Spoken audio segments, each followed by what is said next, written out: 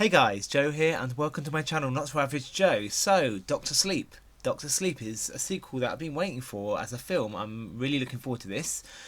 So, The Shining is one of my favourite horror films of all time, and I absolutely love Stanley Kubrick's vision, and that's what made the film absolutely incredible. But I also love the Stephen King novel. It's not my favourite Stephen King novel, but I do love the novel. And a lot of people don't like the film because it's so different to Stephen King's novel. Stephen King himself didn't like the film. However, I love both for different reasons. I love the writing and the originality, obviously, of Stephen King's book, and I love the ending. I prefer the ending to the book than to the film, but because of the film's iconic direction, and Stanley Kubrick has his own unique style, and it brought something else, something different. The music was incredible as well, which you don't really get a sense from in the book. But yeah, I mean, they were very different in terms of the ending. One was ice, one was fire, with the book being fire and the ending of the film being ice, but I did enjoy both.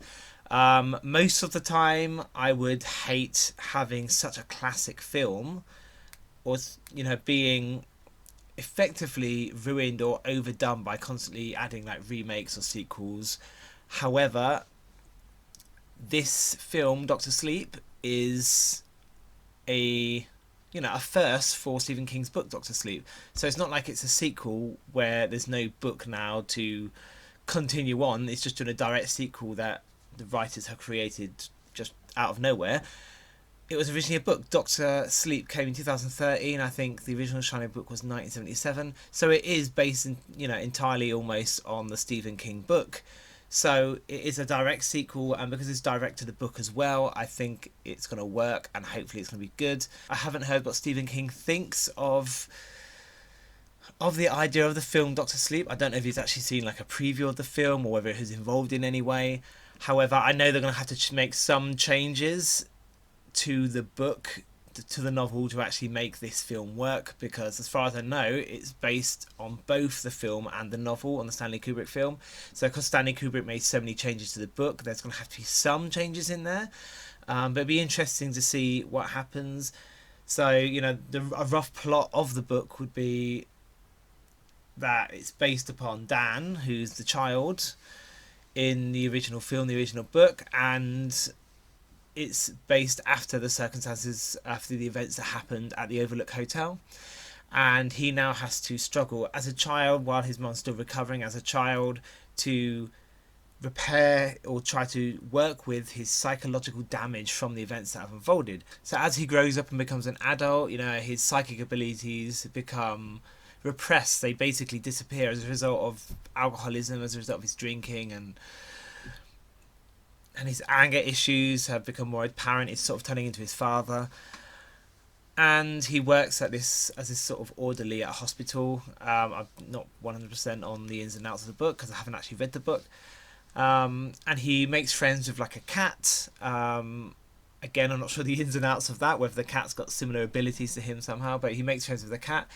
And there is a child that's born at some point in the future, because when he starts drinking and he starts going to like Alcoholics Anonymous, there's a point where his abilities come back. His ability to be able to speak to people with his mind and be able to predict the future, and things that might happen, as well as see the past. And he makes friends with this other child that's born with the shining abilities. And at some point he ends up having to go back to the hotel and face his fears, or possibly that's in his mind, or he physically goes back there, I'm not sure. But anyway, it looks like it's going to be really interesting, and I'm quite excited. It's got Ewan McGregor in the lead role. I don't know who else is in it, but I'm sure I'll find out in a minute. Let's just get straight to the trailer, and we'll have a quick discussion afterwards. Let's go. Hello.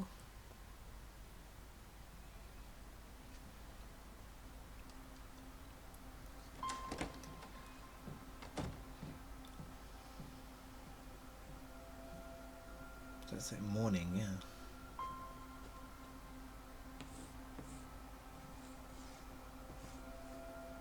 School, morning.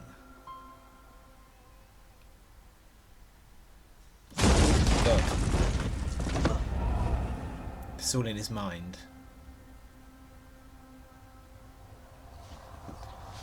RedRum.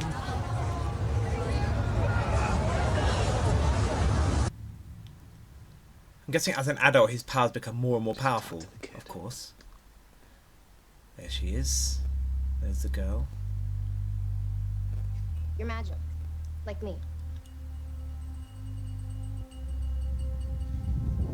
I need you to listen to me. The world's a hungry place. A dark place. Hi there. I only met 2 or 3 people like us. They died. No. When I was a kid, Oh. I bumped into these things. Ah.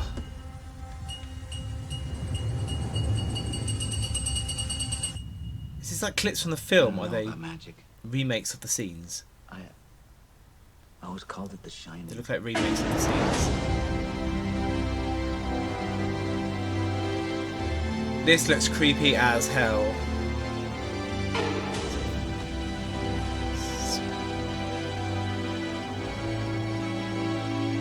Got these murderers that are effectively hunting down people that have the Shining. Trying to kill them because they're different. That's what it seems like.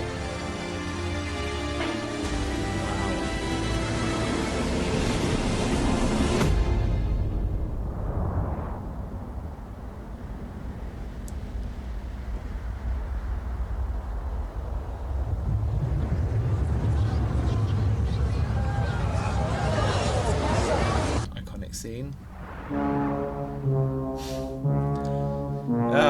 Please keep the music. I want the original music revamped. I need the original music for this film. It must be there. Or have a similar opening to the original film of a car driving. That would be amazing. Anyway, so, interesting. This looks really good. I'm really excited for this, actually. I didn't know exactly what I was expecting. I knew a rough plot, but I didn't know sort of the ins and outs of it. And the trailer doesn't give too much away. Again, I love that. It weirdly goes into some sort of cult territory. I mean, I've said this in a previous video that I just recently uploaded. A lot of horror films now seem to involve cults and cultists, sort of Satanism, stuff like that. Whether it's Mandy, whether it's films like Hereditary, or Them That Follow. There's lots of films like that at the moment.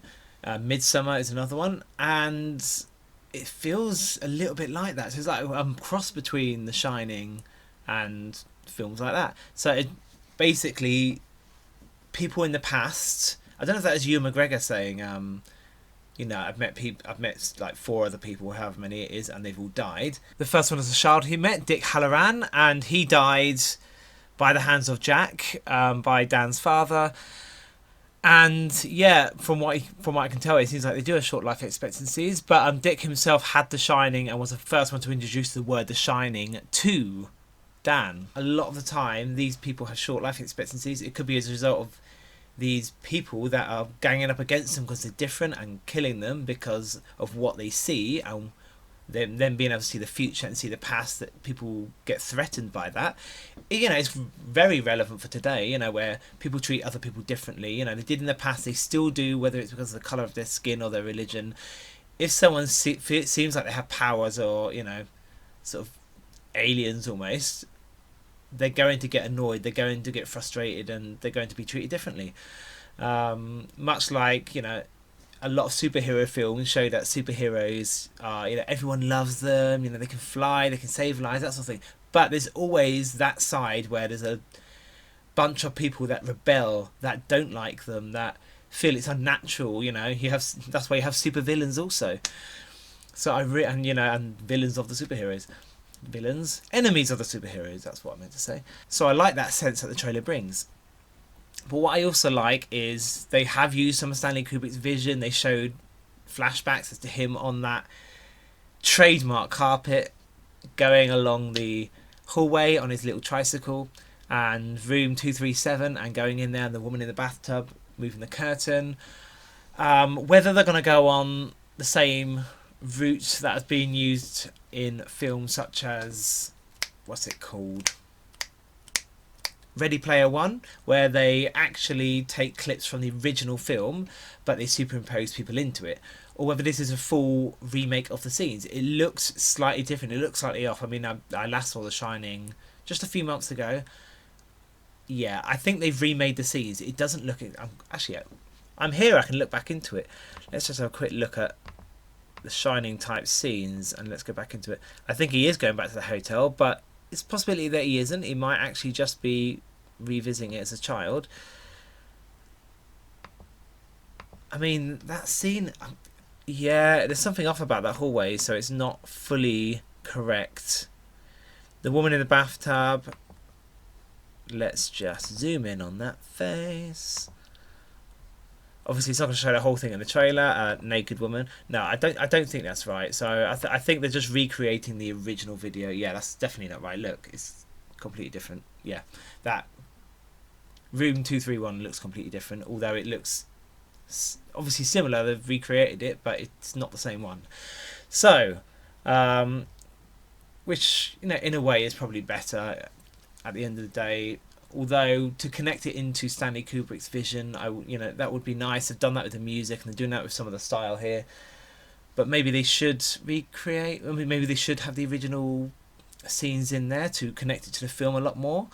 But like I was saying, they're going to have to make some changes to the book, like to actually connect it to the film. So one thing I'm worried about the most is that because Stanley Kubrick's not with us anymore, is that someone inferior is going to be writing and directing this, and it worries me that they're not going to get it anywhere near to the level that Stanley Kubrick managed to get his film. However, it's confirmed that clearly they are doing a sequel to the film as well because of the Stanley Kubrick references in there. They're too big a reference, like the actual style of Stanley Kubrick. You can't just copy that and then not have a Stanley Kubrick vision yourself.